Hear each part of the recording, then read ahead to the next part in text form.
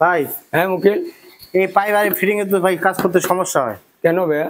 এই যে পুরা ইজি, একবারে চলে যায়, এমনি চলে যায়, একলাই চলে যায়? একলাই চলে যায় যে এইভাবে তো যাওয়ার কথা না। না ভাই, হ্যাঁ? পুরোটাই যাবে না, অল্প একটু যাবে, তারপর আটা দিলে পুরোটাই যায়। এখন আটা ছাড়া মনে করেন পুরোটাই চলে যায়, এই যে দেখেন আটা ছাড়া পুরাটা যাওয়ার কথা না, তাই না? হ্যাঁ, এই যে পুরোটাই চলে গেল, ইজি চলে যায়, মানে আরো কমের পক্ষে 2 সুতা আরো ডায়াটা বাড়তি থাকার কথা। জি জি, পাইপের, তাই না? হ্যাঁ। এই যে যে সমস্যাগুলো, এতে কিন্তু লিকেজ করলে কার হবে বদনাম? আপনার হবে, আমাদের হবে, তাই না?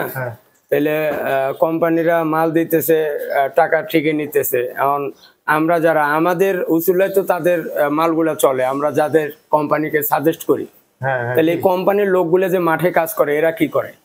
এরা এই ব্যাপারগুলো কেন জায়গা মতো কমপ্লেন দেয় না?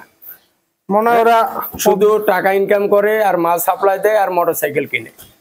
হ্যাঁ, মানে তাদের জায়গায় তারা ঠিক আছে, কিন্তু আমরা যারা মাঠে কাজ করতেছি আমরা তো এগুলা সমস্যাগুলো ফেস করি। জি ভাই। হ্যাঁ, তো আমি বলবো যে আমাদের কোনো কোম্পানির নাম বলার দরকার নেই, আমরা চাই যে এই মালগুলো টিকসই হোক এবং আমাদেরও কাজ করতে যেন বদনাম না হয়। হ্যাঁ, পাইপের ডায়াটা একটু মোটা লাগবে, আর একটু 2 সুতা আরো ডায়া মোটা লাগবে। লাগবে। হ্যাঁ, এখন মনে হয় গাম দিয়া ধরে থাকা লাগে, এই ব্যাপারগুলো খেয়াল করবেন। ওকে।